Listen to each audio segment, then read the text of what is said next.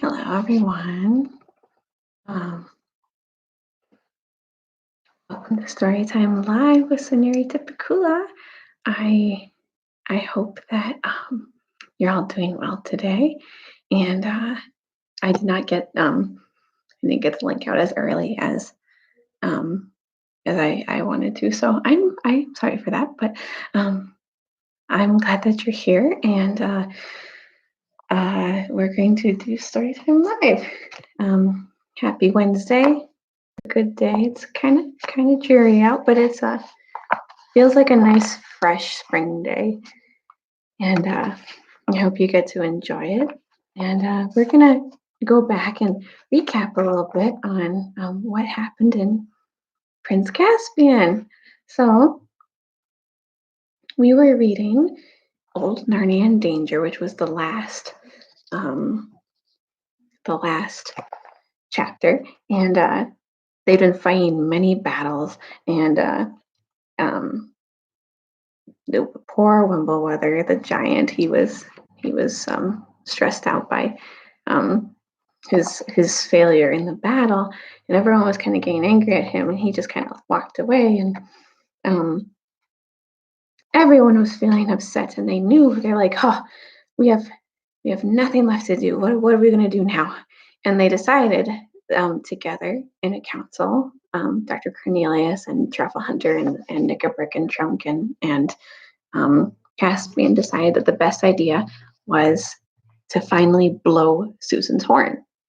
So they realized, though, however, Dr. Cornelius, who was very wise, realized that if the kings and queens of the past were called up by using this horn, or possibly Aslan, but if any of them were called up, there would probably be one of three places that they would come to. One was where they were, which was called Aslan's How. And as you found out, there was something very special and magical in Aslan's How in the very center.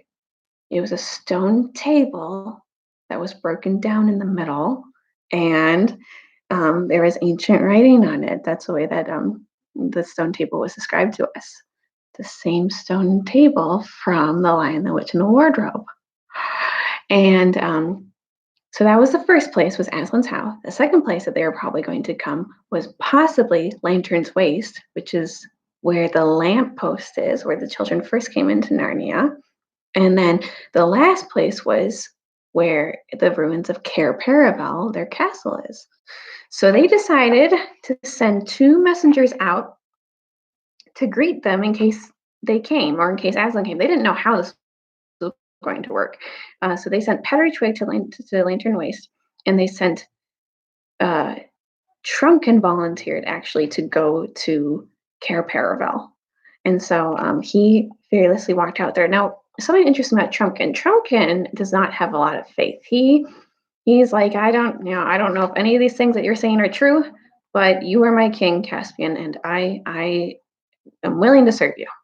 So, and then we're on chapter 8 of how they left the island.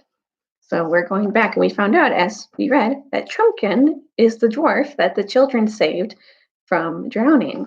So we're going to continue there.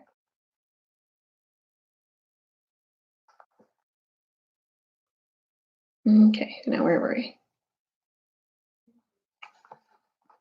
Okay, we're going to go back to time. Okay. I don't know why you shouldn't believe it, said Lucy, if you believe in magic at all. Aren't there lots of stories about magic forcing people out of one place, out of one world, into another? Oh, I mean, where's a magician in the Arabian Night? When a magician in the Arabian Nights calls up a jinn, it has to come. We had to come just like that. Yes, said Peter. I suppose what it makes it feel so strange is that in the stories, it's always someone in our world who does the calling. One doesn't really think about where the jinn is coming from. And now we know what it feels like for the jinn, said Edmund with a chuckle. Golly, it is a bit uncomfortable to know that we can be whistled for like that. It's far worse than what Father says about living at the mercy of the telephone. But we want to be here, don't we? Said Lucy, if Aslan wants us. Meanwhile, said the dwarf. What are we to do? What are we to do? I suppose I'd better be going back to King Caspian and tell him that no help has come. No help, said Susan, but it has worked, and here we are. Um, yes, to be sure, I see that, said the dwarf, whose pipe seemed to be blocked. At any rate, he made himself very busy cleaning it. But, well, I mean, but don't you see who we are? Shouted Lucy. You are silly. I suppose you are the four children out of the old story, said Pumpkin. And I'm very glad to meet you, of course. And it's very interesting, no doubt, but no offense. And he hesitated again. Do get on and say whatever you're going to say, said Edmund. Well, then, no offense, said Trumpkin, but you know, the king and Truffle Hunter and Dr. Cornelius were expecting, well, if you see what I mean, help. To put it another way, I think they'd be imagining you as great warriors. As it is, we're awfully fond of children and all that, but just at the moment, in the middle of a war. But I'm sure you understand. You mean you think we're no good, said Edmund, getting red in the face. Now, pray don't be offended, interrupted the dwarf. I assure you, my dear little friends, little is from you is really a bit too much, said Edmund, jumping up. I suppose you don't believe we won the Battle of Verona? Well, you can say what you like about me because I know there's no good losing tempers, said Peter. Let's fit him in our fresh armor and fit ourselves out from the treasure chamber and have a talk after that. I don't quite see the point, began Edmund, but Lucy whispered in his ear, hadn't we better do what Peter says? He says the High King, you know, and I think he has an idea. So Edmund agreed, and by the aid of his torch, they all, including Trumpkin, went down the steps again into the dark coldness and dusty splendor of the treasure house. The dwarf's eyes glistened as he saw the wealth that lay on the shelves, though he had to stand on tiptoes to do so, and he muttered to himself, it would never do to let Knickerbrick see this. Oh, never. They found easily enough a mail shirt for him, a sword, a helmet, a shield, a bow, and a quiver full of arrows, all of dwarfish size. The helmet was of copper, set with rubies, and there was gold on the hilt of the sword. Trunkin had never seen, much less carried, so much wealth in all his life. The children also put on mail shirts and helmets, a sword and shield were found for Edmund, and a bow for Lucy. Peter and Susan, of course, were already carrying their gifts. As they came back up the stairway, jingling in their mail, and already looking and feeling more like Narnians and less like school children, the two boys were behind, apparently making some plan. Lucy heard Edmund say, no, let me do it. It will be more of a sucks for him if I win, and less of a letdown for all of us if I fail. All right, Ed, said Peter. When they came out into the daylight, Edmund turned to the dwarf very politely and said, I've got something to ask you. Kids like us don't often have the chance of meeting a great warrior like you. Would you have a little fencing match with me? It would be frightfully decent. But lad, said Trumpkin, the swords are sharp. I know, said Edmund, but I'll never get anywhere near you, and you'll be quite clever enough to disarm me without doing me any damage. It's a dangerous game, said Trumpkin, but since you make such a point of it, I'll try a pass or two. Both swords were out in a moment, and the three others jumped off the dais and stood watching. It was well worth it. It was not like the silly fighting you see with broadswords on a stage. It was not even like the rapier fighting you would sometimes see rather done better. It was real broadsword fighting. The great thing is to slash at your enemy's legs and feet because they are the part that have no armor. And when he slashes at yours, you jump with both feet off the ground so that his blow goes under them. This gave the dwarf an advantage because Edmund, being much taller, had to always be stooping. I don't think Edmund would have had much of a chance if he'd fought Trumpkin 24 hours earlier. But the air of Narnia had been working upon him ever since they arrived on the island, and all his old battles came back to him, and his arms and fingers remembered their old skills. He was King Edmund once more. Round and round the two combatants circled, stroke after stroke they gave, and Susan, who never could learn to like this sort of thing, shouted out, "Oh, do be careful!"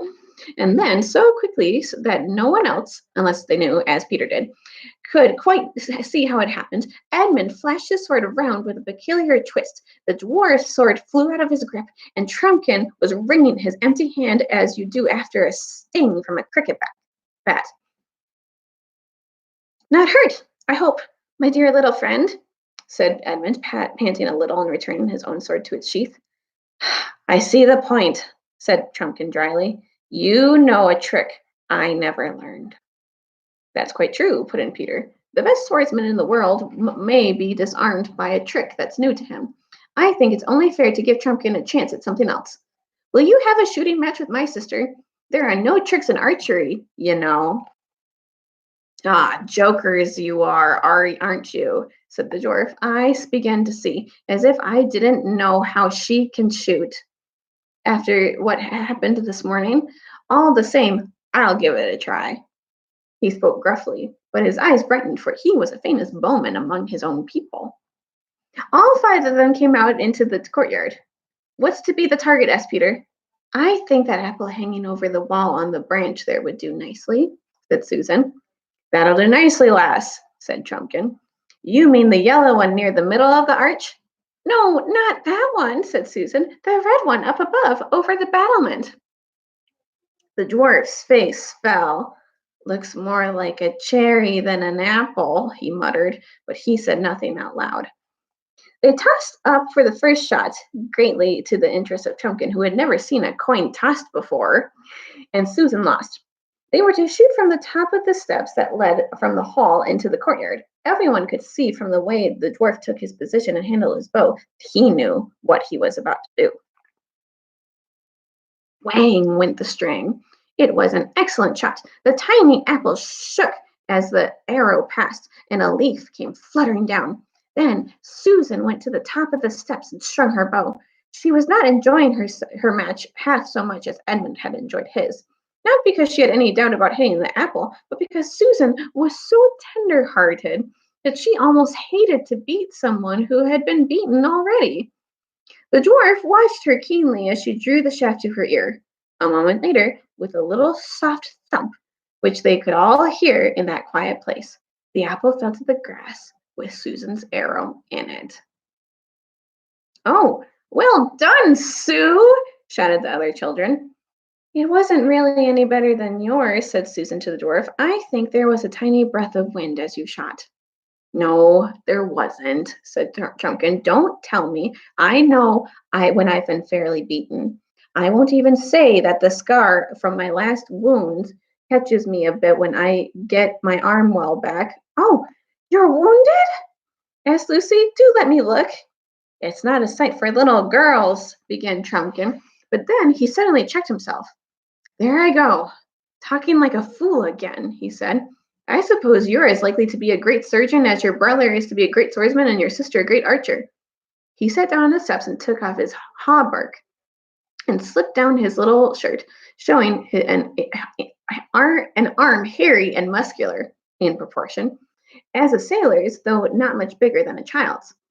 There was a clumsy bandage on the shoulder, which Lucy proceeded to unroll. Underneath, the cut looked very nasty, and there was a good deal of swelling. "Oh, poor Trumpkin," said Lucy. "How horrid!" Then she carefully dripped onto it a single drop from the cordial from her flask. "Hello, what have you done?" said Trumpkin.